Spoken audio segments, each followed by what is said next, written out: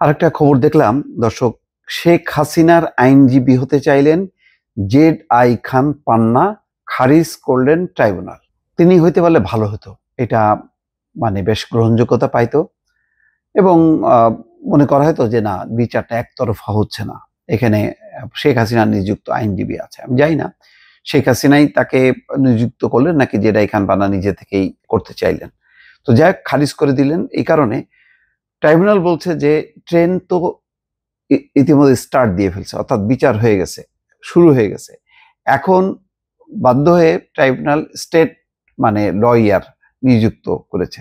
এখন আবেদন করলে হবে না। তখন বলা হলো যে জেডাই খান পান্না রাষ্ট্র নিযুক্ত যে আইনজীবী তাকে সহযোগিতা করতে চান, কিন্তু সেটাও খারিজ করা হয়েছে। কিন্তু আমার যেটা অবজারভেশন, যে এটা যদি অ্যাকোমোডেট করা যেত তাহলে ভালো হতো। তাহলে একটা খুব তীব্র পক্ষে বিপক্ষে যুক্তিতর্ক আসতো এবং জেডাই খান পান্না কি বলেন শেখ হাসিনার পক্ষে এটাও বোঝা যেত, কি কি যুক্তি তারা দাঁড় করাতে চান এরকম গণহত্যার বিরুদ্ধে, সেটা বোঝা যেত। কিন্তু এখন খারিজ হওয়াতে সেটা হইল না। এবং এটিও কিন্তু একটা পয়েন্ট হিসাবে দাঁড়াবে আন্তর্জাতিক পর্যায়ে। তারা বলার চেষ্টা করবে যে শেখ হাসিনা পক্ষে একজন বিশিষ্ট আইনজীবী লড়তে চেয়েছিলেন, কিন্তু তাকে সেই সুযোগ দেওয়া হয়নি। ফলে এই ট্রাইব্যুনালের বিচার গ্রহণযোগ্য নয়, এমন একটা কথা তারা প্রতিষ্ঠিত করার চেষ্টা করবে। বিচারপতি গোলাম মুর্তজা মজুমদারের নেতৃত্বে ৩ সদস্যের ট্রাইব্যুনাল একে এই আবেদন আজ মঙ্গলবার খারিজ করেন। ট্রাইব্যুনালের অন্য 2 জন সদস্য হচ্ছেন বিচারপতি মোহাম্মদ শফিউল আলম মাহমুদ এবং মহিতুল হক এনাম চৌধুরী। আজকে ট্রাইব্যুনালের বিচার কার্যক্রমের শুরুতে কথা বলেন আইনজীবী নাজনীন নাহার। তিনি বলেন, জ্যেষ্ঠ আইনজীবী জেডাই খান পান্না আজকে এখানে আসতে পারেননি। তিনি শেখ হাসিনার পক্ষে আইনজীবী হিসেবে নিয়োগ পেতে চান। এই কথা ট্রাইব্যুনালকে জানানোর জন্য তাকে বলেছেন।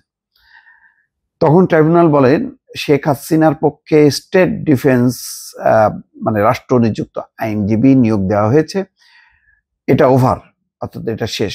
উনি সিভি দিলে অন্য মামলায় তাকে আইনজীবী হিসেবে নিয়োগ দেওয়ার বিষয়টি দেখবেন। তাছাড়া কাকে স্টেট ডিফেন্স নিয়োগ দেওয়া হবে সেটা ট্রাইব্যুনালের বিষয়। ট্রাইব্যুনাল আরো বলেন, তিনি প্রসিডিউর জানেন, যে মামলায় আসামি উপস্থিত নাই এমন পার্টিকুলার মামলায় আসবেন কেন।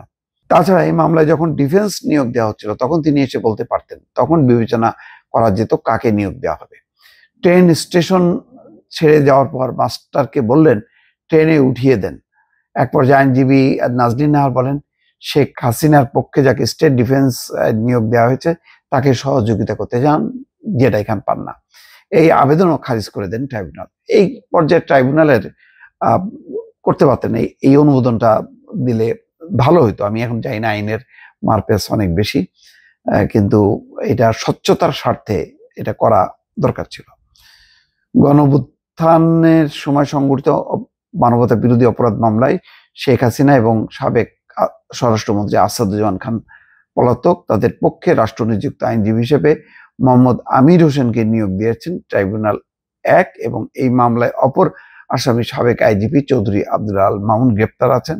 তিনি ইতিমধ্যে অপরাধ স্বীকার করেছেন এবং রাজসাক্ষী হিসেবে তিনি এখন আছেন। ফলে বস্তুত এখন স্টেট ডিফেন্স লয়ার ছাড়া আর শেখ হাসিনার পক্ষে কেউ থাকলো না। জেডাই খান পান্নাকে যদি নিয়োগ করা যেত তাহলে এই মামলার একটা বেশ জমজমাট রূপ নিত, অর্থাৎ পক্ষে বিপক্ষে অনেক যুক্তিতর্ক জানা যেত। দর্শক ভালো থাকবেন, আল্লাহ হাফেজ।